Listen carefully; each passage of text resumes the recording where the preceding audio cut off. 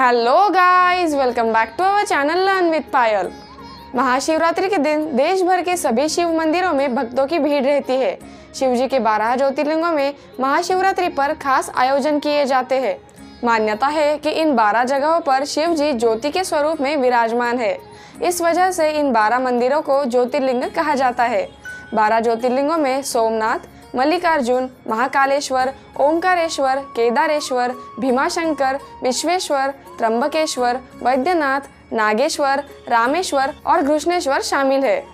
आज के वीडियो में हम इन्हीं 12 ज्योतिर्लिंगों की कुछ खास बातें जानने वाले हैं। चलो तो फिर आज के हमारे वीडियो को शुरू करते हैं। पहला ज्योतिर्लिंग सोमनाथ। 12 ज्योतिर्लिंगों में पहला सोमनाथ ज्योतिर्लिंग है। ये मंदिर गुजरात के सौराष्ट्र में समुद्र किनारे स्थित है। मान्यता है कि सोमनाथ मंदिर के क्षेत्र में चंद्रदेव ने शिव जी को प्रसन्न करने के लिए तप किया था। चंद्रदेव की तपस्या से शिव जी प्रसन्न होकर यहाँ प्रकट हुए थे। चंद्रदेव के एक नाम सोम पर ही इस मंदिर का नाम सोमनाथ पड़ा है। दूसरा ज्योतिर्लिंग मल्लिकार्जुन। मल्लिकार्जुन ज्योतिर्लिंग आंध्र प्रदेश में कृष्णा जिले में कृष्णा नदी के किनारे पर श्रीशैल पर्वत पर बना हुआ है। मान्यता है कि मल्लिकार्जुन ज्योतिर्लिंग एकमात्र ऐसा मंदिर है जहां देवी पार्वती के साथ शिव जी ज्योति रूप में विराजित है। यह दर्शन करने से ही अश्वमेध यज्ञ के समान पुण्य फल मिलता है। तीसरा ज्योतिर्लिंग महाकालेश्वर। महाकालेश्वर ज्योतिर्लिंग मध्य प्रदेश के उज्जैन में स्थित है। मान्यता है कि ये एकमात्र दक्षिण मुखी ज्योतिर्लिंग है। रोज सुबह महाकालेश्वर मंदिर में भगवान की भस्म आरती की जाती है। यहाँ पूजा और दर्शन करने से अनजाना भय दूर होता है। चौथा ज्योतिर्लिंग ओमकारेश्वर। मध्य प्रदेश के इंदौर से करीब 80 किलोमीटर की दूरी पर नर्मदा नदी के किनारे एक ऊंची पहाड़ी पर स्थित है ओमकारेश्वर ज्योतिर्लिंग। मान्यता है कि यह ज्योतिर्लिंग ओमकार यानी कि ओम के आकार लिए हुए पहाड़ी पर स्थित है, इसीलिए इसे ओमकारेश्वर नाम से जाना जाता है। पांचवा ज्योतिर्लिंग केदारनाथ।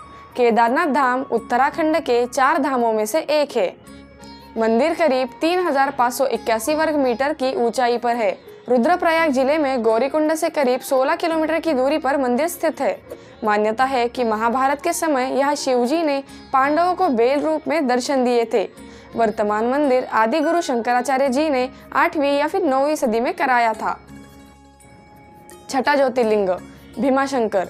भीमाशंकर ज्योतिर्लिंग महाराष्ट्र के पुणे जिले में सह्याद्री पर्वत पर स्थित है।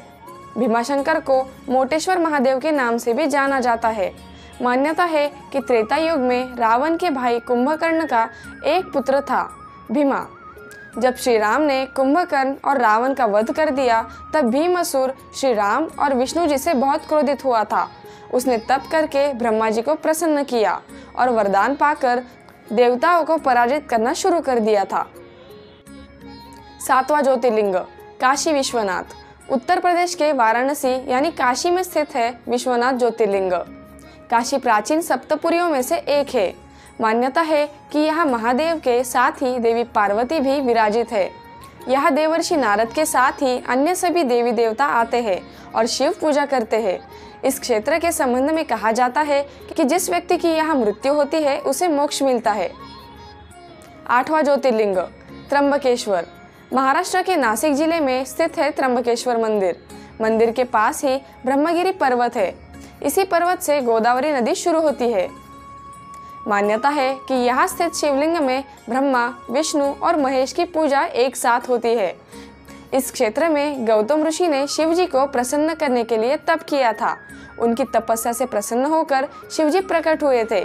तब से ही शिव जी यहाँ ज्योति स्वरूप में स्थित है। नौवां ज्योतिर्लिंग वैद्यनाथ। वैद्यनाथ ज्योतिर्लिंग को लेकर कई मतभेद है। महाराष्ट्र स्थित वैद्यनाथ मंदिर और झारखंड स्थित वैद्यनाथ मंदिर को लेकर मतभेद है। झारखंड में देवघर जिले में वैद्यनाथ मंदिर है और महाराष्ट्र में परली गांव में भी वैद्यनाथ मंदिर है। मान्यता है कि त्रेता युग में रावण शिव जी का परम भक्त था। वह हिमालय में शिवलिंग बनाकर तप कर रहा था। तपस्या से शिव जी प्रसन्न होकर प्रकट हुए। रावण ने वर में मांगा कि वह यह शिवलिंग लंका में स्थापित करना चाहता है। शिव जी ने यह वरदान तो दे दिया, लेकिन एक शर्त भी रखी कि रास्ते में तुम ये शिवलिंग जहाँ रख दोगे वही स्थापित हो जाएगा। रावण इस बात के लिए मान गया। रावण शिवलिंग उठाकर लंका ले जा रहा था। तभी रास्ते में उसने गलती से शिवलिंग नीचे रख दिया। इसके बाद शिवलिंग वहीं स्थापित हो गया। रावण ने बहुत कोशिश की, लेकिन वह फिर से शिवलिंग उठा नहीं सका। निराश होकर रावण अकेले ही लंका चला गया। इसके बाद सभी देवी देवताओं ने उस शिवलिंग की पूजा की थी। पूजा से प्रसन्न होकर शिवजी प्रकट हुए और सभी की प्रार्थना सुनकर ज्योति के रूप में यही विराजित हो गए। 10वां ज्योतिर्लिंग नागेश्वर। यह ज्योतिर्लिंग गुजरात के द्वारका में स्थित है। द्वारका से भी नागेश्वर ज्योतिर्लिंग की दूरी 17 मील की है।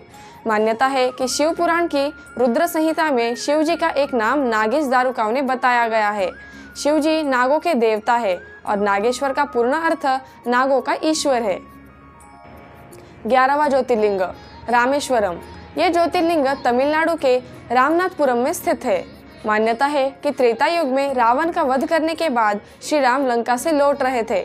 उस समय श्री राम ने समुद्र तट पर बालू से शिवलिंग बनाया और उसकी पूजा की थी। मान्यता है कि बाद में ये शिवलिंग यज्ञ के समान हो गया था। श्री राम द्वारा बनाया गया शिवलिंग को ही रामेश्वरम कहा जाता है। 12वां ज्योतिर्लिंग घृष्णेश्वर। घृष्णेश्वर महाराष्ट्र के संभाजीनगर के पास दौलताबाद क्षेत्र में स्थित है। मान्यता है कि पुराने समय में सुधर्मा नाम का ब्राह्मण था। उसकी पत्नी सुदेहा थी। उनकी कोई संतान नहीं थी, इसलिए सुदेहा ने सुधर्मा का विवाह अपनी छोटी बहन घुष्मा से करवा दिया। घुष्मा शिव भक्त थी। शिव जी की कृपा से घुष्मा को पुत्र प्राप्ति हुई। बाद में सुदेहा अपनी ही बहन घुष्मा से जलने लगी थी।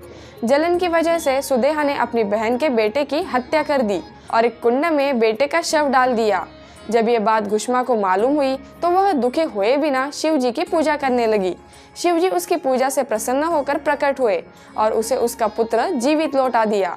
घुष्मा ने शिव जी से प्रार्थना की थी कि अब से वे यही विराजमान रहे। भगवान ने उसकी बात मान ली और यह ज्योति के रूप में विराजमान हो गए। अगर आपको आज का वीडियो पसंद आया है तो वीडियो को लाइक, शेयर और चैनल को सब्सक्राइब करना मत भूलिएगा। चलो तो फिर मिलते हैं अगले वीडियो में। हर हर महादेव।